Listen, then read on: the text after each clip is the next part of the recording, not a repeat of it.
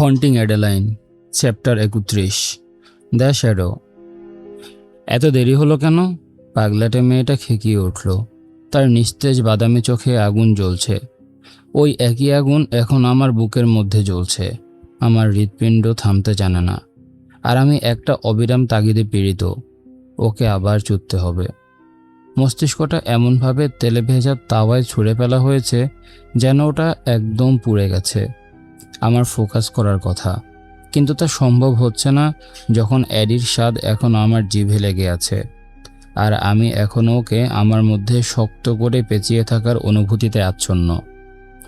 আমি জানি না কিভাবে মনোযোগ দেই যখন মাত্রই আমি ঈশ্বরকে খুঁজে পেলাম, অথবা বলা ভালো, আমি নিজে এখন এক ঈশ্বর হয়ে গেছি। কিন্তু কিভাবে আমি ঈশ্বরের মতো অনুভব করতে পারি অথচ ওর কাছে এসে একদম ক্ষমতাহীন হয়ে পড়ি? আমি জানি না। শুধু এটুকু জানি, এখন থেকে আমি অভিশপ্ত মেলায় আসতে ভালোবাসি। একটু কাজ পড়ে গিয়েছিল। আমি ধীরে বলে উঠি, ঘরটা খুঁজে দেখি কোনো কর্মচারী আছে কিনা, অথবা কোনো মরণ ফাঁদ আছে কিনা। যদি এই পাগল মেয়েটার খুনের দৃষ্টিকে বিবেচনা করি, ও এখনও আমাকে মারার পরিকল্পনা করছে। আর এই ভাবনাটা হাস্যকর। যদি আমাকে মেরে ফেলা এত সহজ হতো, তাহলে আমি অনেক আগেই মারা যেতাম। এই দাগগুলো তার প্রমাণ। আমাদের সংঘর্ষের পর ভাঙা পুতুল আর আমি সাময়িকভাবে জোট বেঁধেছি। যেহেতু মার্ক নিজের হাতে অ্যাডিকে অপহরণ করে দাসী বানানোর চেষ্টা করেছিল, আমি ঠিক করলাম ওকে বাঁচিয়ে রাখা আর কোনো মানে হয় না।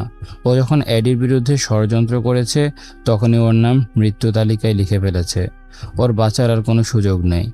তাই আমরা চারজনকে অজ্ঞান করে ফেললাম। পুতুল বলল, ওদের যেন অতিথিরা না পায়, এমন কোনো জায়গায় রেখে দিবে এবং মধ্যরাতে এসে আমার উত্তর নেবে এবং ওদের একদম শেষ করে দেবে। ক্লায়ার স্বাভাবিকভাবেই পুরো ঘটনাটা দেখে ফেলল, আর পুতুল ওকে তাড়িয়ে দিল। তখন আমি কিছু করতে পারিনি যখন চারজনকে সামলাতে হচ্ছিল।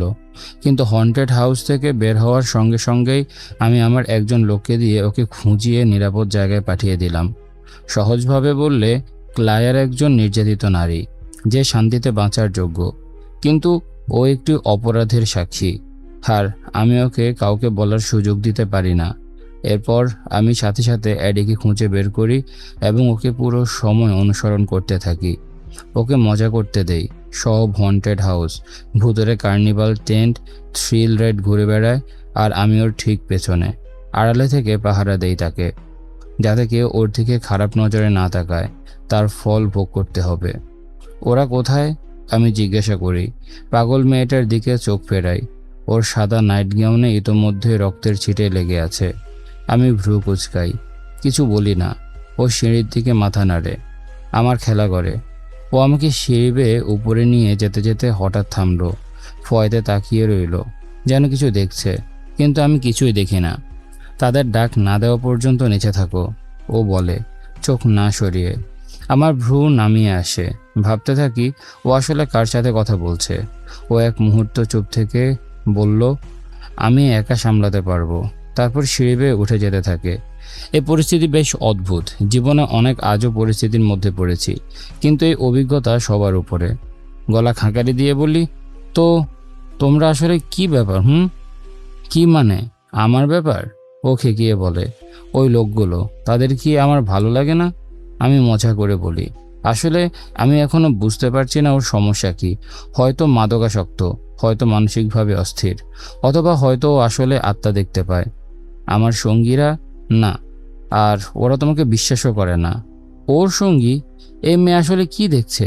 ওরা কি ওর সহকারী নাকি? তুমি বললে ওদের নিচে থাকতে, আর তুমি একাই সামলাতে পারবে? আমি জিজ্ঞাসা করি, তাদের কি তোমার পেছনে হেঁটে যেতে দেখেছো? আমি পেছনে তাকাই না।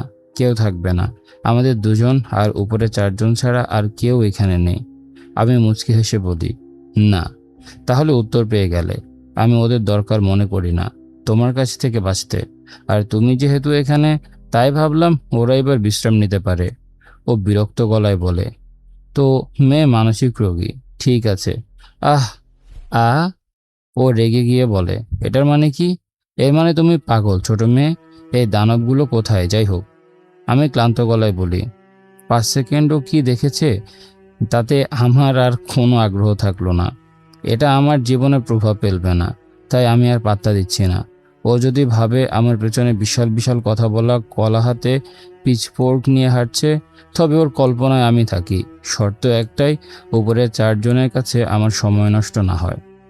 ও যখন আমাকে ঘরে নিয়ে আসে তখনই ওরা চিৎকার শুরু করে। আঁকাবাঁকা কেঁচোর মতো ছটফট করছে। মার চিৎকার করছে, সে বাঁচার জন্য করছে না মারার ভয় করছে, বুঝতে পারছি না। তবে দুটোই হবে। ওকে ওর পাপের জন্য মুক্তি দিতে চাচ্ছি, তারপর ওকে মেরে ফেলবো। তারা কি তোমাকে চেনে?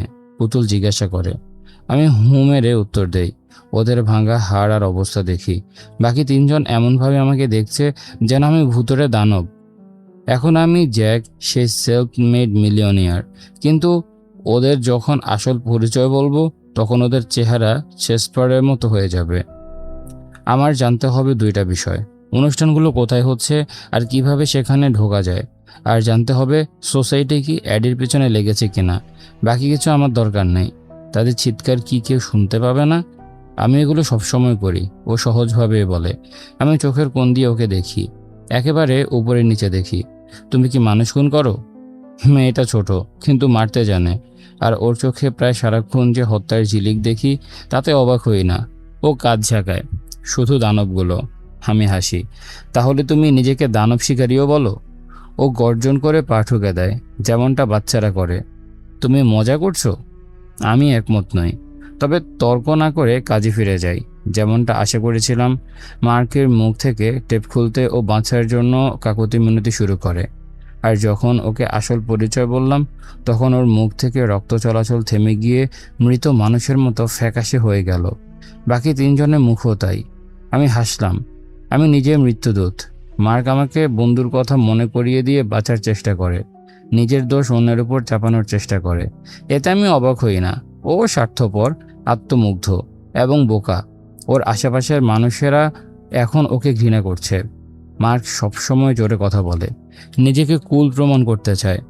আর শোনা যায় ও সবসময় দলের উল্টো পথে ভোট দেয়। আমি রাজনীতি নিয়ে কোনো ভ্রুক্ষেপ করি না। আইন ভাঙাই আমার কাজ, সুতরাং কি আইন পাশ হচ্ছে তাতে আমার কি? তাছাড়াও আমি দানব শিকারী মেয়েটাকে খেপিয়ে দেই যখন ও খুন করার জন্য অস্থির হয়ে ওঠে। যাও, খুন করো। আমি হাত দিয়ে ইশারা করে বলি, মিলার, জ্যাক আর রবার্টের দিকে। তোমার দানব শিকার থামাবো না। হঠাৎ বাতাসের শীষ, বুঝে যাই কোনো অস্ত্র আমার মাথায় পড়তে যাচ্ছে। আমি পাশ হটিয়ে নেই, ব্লেডটা সোজা মার্কের পেটে ঢুকে যায়। ওটা মনে হয় খুবই ব্যথা করছে। তারপরও পুরো পাগল হয়ে যায়। রবার্টকে মাটিতে ফেলে ছুরি চালাতে থাকে যতক্ষণ না ও পুরো মাংসপিণ্ডে পরিণত হয়। মার্ক বমি করতে শুরু করলে আমি বিরক্ত হয়ে উঠি। দীর্ঘ শ্বাস ছেড়ে ওর কাছে গিয়ে ওর হাত চেপে ধরি। ওর মধ্যে শক্তি আছে, তা ঠিক। কাউকে বারবার ছুরি মারাটা বিশাল পরিশ্রমের কাজ। শতবার ছুরি মারলে একজন প্রাপ্তবয়স্ক মানুষেরও দম পুড়িয়ে যাবে। আর ওর মুখে হালকা ঘাম দেখা গেলেও ও আরও চাইছে। তুমি এখন দানব শিকার থেকে আমাকে আটকাবে? ও চেঁচিয়ে উঠল, কণ্ঠ এত চড়া যে আমার কানে বাজে। উফ, মেয়েরা আর তাদের চেঁচামেচি। ছোট মেয়ে, তোমার অনেক সমস্যার জন্য চিকিৎসা দরকার, তবে রাগ নিয়ন্ত্রণে প্রথম। আমি বললাম। ও তাকিয়ে রইল, মুখটা কাঁপছে, একদম কোনো ভাঙা রোবটের মতো। আর আমি নিশ্চিত এই অভিজ্ঞতাই এখন পর্যন্ত আমার জীবনের সবচেয়ে অদ্ভুত অভিজ্ঞতা। ওকে দেখে মনে হচ্ছে যে কোনো মুহূর্তে বিস্ফোরণ ঘটাবে। তাই আমি আমার রাগ দমিয়ে রেখে কড়া স্বরে আদেশ দিই, আমার দিকে তাকাও। ওর বিশাল বাদামি চোখগুলো উপরের দিকে তাকায় আমার দিকে। আর যদি ওর চোখে পাগলামির ঝিলিক না থাকতো আর সারা শরীরে রক্তে ভিজে না থাকতো, তাহলে ও একেবারে নিষ্পাপ আর মিষ্টি দেখাতো। কি ভীষণ মিথ্যে হতো সেটা। ছুরিটা ফেলে দাও। সঙ্গে সঙ্গে ওর হাত শক্ত হয়ে আসে। ছুরির রক্তে ভেজে মেঝেতে ঢং করে পড়ে যায়। তোমার নাম কি? আমি জিজ্ঞাসা করি। শিবেল। ও থামে। আমার বন্ধুরা আমাকে শিবি ডাকে। একটা দয়ার বোধ আমাকে আঘাত করে। আমার মনে হয় এই মেয়ের একমাত্র বন্ধু ওর মনের ভেতরে বাস করে। এই মেয়ে একা, সম্পূর্ণ একা। যেভাবে ও দেয়ালের ফাঁক ফোকর দিয়ে ঘুরে বেড়ায়, দেখে মনে হয় এই মেলায় যারা কাজ করে তারা হয়তো ওর উপস্থিতি সম্পর্কেও জানে না। অন্তর থেকে একটা দীর্ঘশ্বাস ফেলি। সিদ্ধান্ত নিই মেয়েটাকে একটুখানি সুযোগ দেই। জানি না ওর জন্য খারাপ লাগছে বলেই কিনা, তবে শালা বোধ হয় তাই। তুমি দারুণ মেয়ে শিবি। কিন্তু তোমাকে এখন ঠান্ডা হতে হবে। আমি শান্তভাবে জিজ্ঞাসাবাদ করতে পারি না যখন তুমি ওখানে কারো গায়ে পাগলের মতো ছুরি চালাচ্ছ, বুঝলে? তার ডাকনাম ব্যবহার করায় ওর শরীরের টান কমে আসে। ওর বন্ধু হিসেবে ওকে স্বীকার করে নিতেই ওর এই প্রতিক্রিয়া দেখে আমার ভেতরে আরেকটু খারাপ লাগে। ধীরে ধীরে অনিচ্ছায়ও মাথা নাড়ে। আর যখন আমি নিশ্চিত করি যে ওকে দানব শিকারী বলে মজা করছি না এবং ওর ছুরির ফলা থেকে একটা চোখ মুছে দেয়, তখন ওকে ছুরিটা ফেরত দেয় শান্তির প্রতীক হিসেবে। তারপর আমি আবার মার্ককে জিজ্ঞাসাবাদ শুরু করি, এবার শান্তিতে। মার্ক, তুমি কি আমাকে আমার দরকারি তথ্য দেবে? আমি জানতে চাই তুমি কোথায় এই রিচুয়ালগুলো করো। আমি জিজ্ঞাসা করি, কণ্ঠে কোনো আবেগ নেই, মুখেও না। জি, আমি শপথ করে বলছি, আমি কিচ্ছু জানি না। মার্ক মিথ্যা বলে। ওর ঠোঁটে এখনও বমি লেগে আছে। যখন শিবি ওর প্রিয় বন্ধুর দেহ গুড়িয়ে দিয়েছিল তখনও বমি করেছিল। ঘটনাটা নৃশংস ছিল, আমিও মানি। আমি নিচু হয়ে মার্কের হাত তুলে নেই, ছুরির ফলা দিয়ে ওর নখের নিচে ঢুকিয়ে পুরো নখটা তুলে ফেলি। মার্ক খুনের মতো চিৎকার করে, কিন্তু এই নির্লজ্জ শুয়োর আসল ব্যথা এখনও পায়নি। আবার চেষ্টা করো, আমি শান্ত গলায় বলি। ও আবার মিথ্যা বলতে শুরু করে, তাই আরেকটা নখ তুলে ফেলি। যখন তৃতীয় নখের দিকে ছুরি নিয়ে যাই তখন ওই শেষমেশ সেরে যায়। আমার হাসি পেতে ইচ্ছে করে। ও যে বাচ্চাদের অপহরণ করে তারও নির্যাতনের সময় মার্কের চেয়ে বেশি সময় টিকে থাকে, যা প্রমাণ করে মার্ক সবসময় দুর্বল ছিল। ঠিক আছে, দাঁড়াও দাঁড়াও। আমি থেমে গিয়ে ভ্রু তুলে ওর পরবর্তী কথার জন্য অপেক্ষা করি। ওর শ্বাস অনিয়মিত, চোখে মুখে কান্না আর স্নোটের দাগ।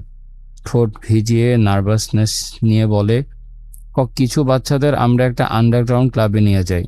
সিবি সামনে আসে। মার্ক যখন ওর নোংরা অপরাধের কথা স্বীকার করছে, ওর মুখে মুগ্ধতা খেলা করছে। আমি ওকে চোখের ইশারায় থামাই, তারপর মার্কের দিকে মন দেই। এই জায়গাটা কোথায়? আমি শান্তভাবে জিজ্ঞাসা করি, যদিও ভিতরে আগুন জ্বলছে। আমার কণ্ঠ স্বাভাবিক রাখতে কঠিন পরিশ্রম লাগে। শুধু প্রাইভেট জেন্টলম্যানস ক্লাব সেভিয়ার্সের মাধ্যমে ঢোকা যায়। ক্লাবে ঢোকার জন্য বিশেষ অনুমতি লাগে। তারপরে ও থেমে যায়, কথা বের করতে লড়াই করছে। অবশেষে ও বলে ওঠে, ডানজনে ঢোকার অনুমতি পেতে হয়। আমার বুকে গর্জন করে ওঠে, তবে আমি তা দমন করি। আমার হাত কাঁপতে থাকে, ওর গলায় ছুরি বসিয়ে দিতে ইচ্ছে করে, কিন্তু নিজেকে থামাই। তাহলে এই ডানজনে কি করো? ওর চোখ ঘুরে যায়, মুখ নড়ে, কিন্তু কোনো শব্দ বের হয় না। এক ঝটকায় ছুরিটা দিয়ে নখ তুলে ফেলি। ওর চিৎকার আমার শরীরে জমে থাকা রাগ কমাতে কিছুই করে না। এই মানুষটাকে খুন করতে আমার খুব ভালো লাগবে। ওর আর্তনাদ যখন ধীরে ধীরে মরবে, সেটাই হবে আজ রাতে আমার ঘুমের সঙ্গীত। আরেকটা নখের নিচে ছুরি ঢোকাতে যেতেই ও শেষমেশ মুখ খোলে। রক্তে হাত ভিজে গেছে, কিন্তু এখনও মার্কে রক্তাক্ত করা শুরু করেছি আমি মাত্র। দাঁড়াও, আমি বলছি, দাঁড়াও হারামজাদা। আমি আবার ভ্রু উঁচিয়ে ওর পরবর্তী কথার জন্যই অপেক্ষা করি। আমরা তাদের উপর রিচুয়াল করি। ওর ঠোঁট শক্ত করে, লাল মুখে কষ্টের ছাপ। এভাবে আমরা সিক্রেট সোসাইটিতে অঙ্গীকারবদ্ধ হই। আমাদের রিচুয়াল করতে হয় এবং একজন ভার্জিনের রক্ত খেতে হয়। ও স্বীকার করে বাচ্চাদের উপরে কি করে, সরকারের জড়িত থাকার কথা জানায়, আর আমি নিশ্চিত করি বাকি দুজনও এই বিকৃত রিচুয়ালেরই অংশ। জ্যাককে উড়োতে চুরি মারতে হয় স্বীকার করানোর জন্য, কিন্তু মিলার সহজে স্বীকার করে নেয়। জ্যাক আর মার্কের মতো কষ্ট পেতে চায় না। এখন আমি খেলতে পারি জেড? পাশে দাঁড়িয়ে শিবি অস্থির গলায় জিজ্ঞাসা করে। ওর হত্যার তৃষ্ণা দেখে এই মুহূর্তে আমি ওর সাথে সম্পর্কিত অনুভব করি। আমাদের দুজনের লক্ষ্য এক, এই নরপিচাচীদের হত্যা করা। যাও, মজা করো ওদের সাথে। আমি মার্কেট থেকে কিছু কথা আর বের করব। আমি অনুমতি দেই, জ্যাক আর মিলারের দিকে মাথা নাড়িয়ে। তুমি যদি আমাকে যেতে না দাও, আমি আর কিছু বলবো না। মার্ক মরিয়া হয়ে চিৎকার করে। মৃত্যুর ছায়া ওর উপর ঘনিয়ে আসে। তুমি দুর্বল মার্ক, যখন ব্যথা অসহ্য হবে তখন তুমি সব বলে দেবে। হয় ধীরে মরবে, না হয় দ্রুত। শিবি খুশিতে লাফিয়ে জ্যাকের দিকে এগিয়ে যায়। ওর মুখ কেটে ফেলে, আর আমি নিজেকে অনেক কষ্টে ওর দিক থেকে দৃষ্টি সরিয়ে রাখি। আমি নিচু হয়ে মার্কের চোখের সমান উচ্চতায় যাই। ছুরিটা ওর যৌনাঙ্গের উপর ধরে রাখি। বাচ্চাদের নির্যাতন করতে যে যন্ত্র ব্যবহার করেছে, ও বেঁচে থাকতে থাকতে সেটা কেটে ফেলা হবে আজ রাতে। এডির বিষয়ে তুমি কাদের সাথে কথা বলেছিলে? আমি জিজ্ঞাসা করি। মার্ক তোতলাতে থাকে, মাঝে মাঝে চোখ ঘুরে বন্ধুর উপর চালানো নির্যাতনের দিকে তাকাচ্ছে। হাড় ভাঙার আওয়াজ, জ্যাকের আর্তনাদ ভেসে আসে ওর কানে। আমি ছুরিটা আরও চেপে দেই। মার্ক আবার আমার চোখে তাকায়, হুমকি বুঝতে পারে। আমার দিকে ফোকাস করো মার্ক, আমি গম্ভীর স্বরে বলি। এডির বিষয়ে তুমি কাদের সাথে কথা বলেছিলে?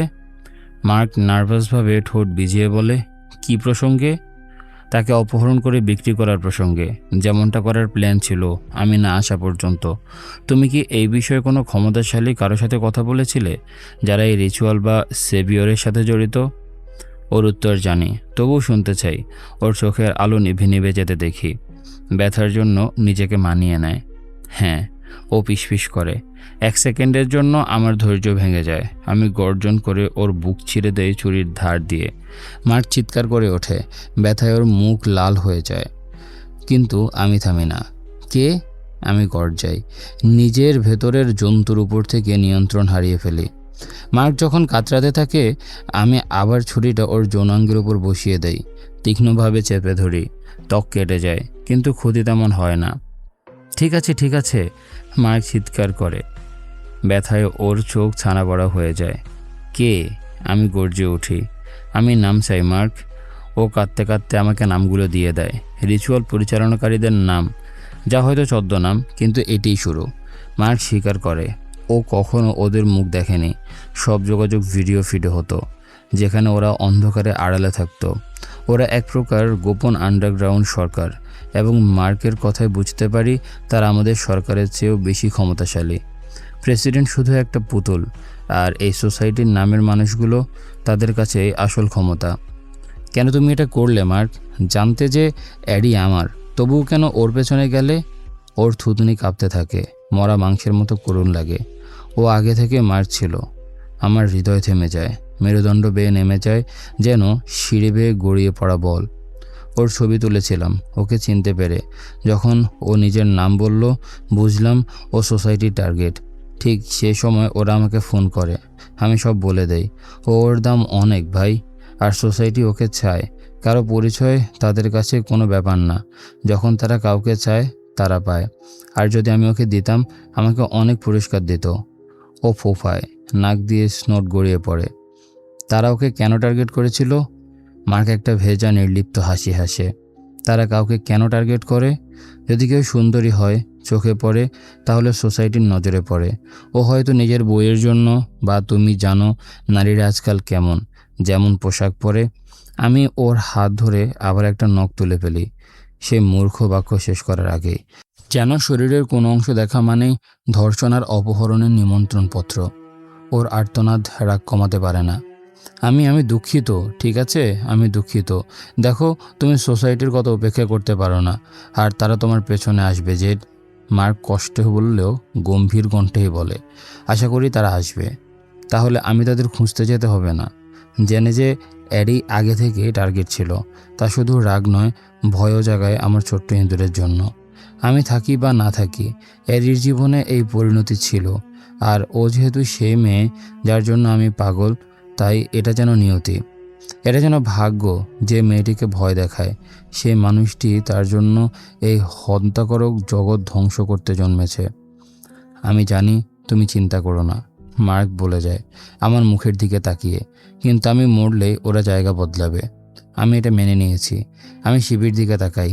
এখনও মিলারকে নিয়ে ব্যস্ত। ও হতে পারে একটি স্কেপগোট। যদি সোসাইটি জানতে পারে যে একজন পাগল মেয়ে এই 4 জনকে হত্যা করেছে, যে মেয়ে আগেও খুন করেছে, তাহলে তারা এটাকে আংশিক সত্য হিসেবে ধরে নেবে। ভুল জায়গা, ভুল সময়। এক উন্মাদ মেয়ে যে দাবি করে সে অশুভ শক্তি টের পায়, এই লোকগুলোকে খুঁজে বের করে ঠান্ডা মাথায় মেরে ফেলেছে। সে আদর্শ স্কেপগোট। কিন্তু ওকে ব্যবহার করার ভাবনা ভালো লাগছে না। ও একজন একা বিকৃত মেয়ে, যে আমাকে এই খুনগুলো সম্পন্ন করতে সাহায্য করেছে। আমি না থাকলেও ও করত। তবু ওর সাহায্য ছাড়া আজকের তথ্য পেতাম না, আর সেটা অমূল্য আমার কাছে। তাই আমি সিদ্ধান্ত নেই শিবিকে রক্ষা করব, প্রমাণ সরাবো, লাশ গুম করব, এবং সেভিয়ার্সে ঢোকার আগেই ওদের স্থানান্তর রোধ করার চেষ্টা করব। তারা কি জায়গাটা গুড়িয়ে দেবে? হ্যাঁ, মার্ক দ্রুত উত্তর দেয়। আমি ধীরে শ্বাস ছেড়ে মাথা নাড়াই। শিবিকে বাঁচিয়ে দিয়ে প্রথম সত্যিকারের সূত্র হারাচ্ছি। যদি আমাকে বাঁচিয়ে দাও, আমি তোমাকে ভেতরে ঢুকতে সাহায্য করতে পারি। মার্ক মরিয়া হয়ে দর কষে। আমি সাহায্য করব, তুমি যা ইচ্ছা করবে, শুধু আমাকে বাঁচিয়ে দাও। বাকি 3জন তো মরে গেছে। আমি বলি, তাদের হস্তান্তর করতেই হবে। না, যদি তুমি শব্দ সেই মেয়ের উপর চাপাও, এটাই তো তুমি চেয়েছো, তাই না? শিবি এখনও রক্ত পিপাসায় অন্ধ। মার কি বলছি শুনছে না, কিন্তু আমি শুনতামই। আমাদের মধ্যে কোনো প্রতিশ্রুতি নেই। আমি জানি মেয়েটা এখন আমাকে মারার প্ল্যান করছে, কিন্তু সে পারবে না। কারণ ওর ধারণা যতই যা হোক, ও একা আর আমি একা। আমি এত খারাপ লোকের সাথে লড়েছি, একটা মেয়ে আমাকে শেষ করতে পারবে না। হয়তো ও সাহসী, কিন্তু তবুও। আমি মার্কের দিকে মন দেই। তারা কোথায় যাবে জানো? আমি জিজ্ঞাসা করি।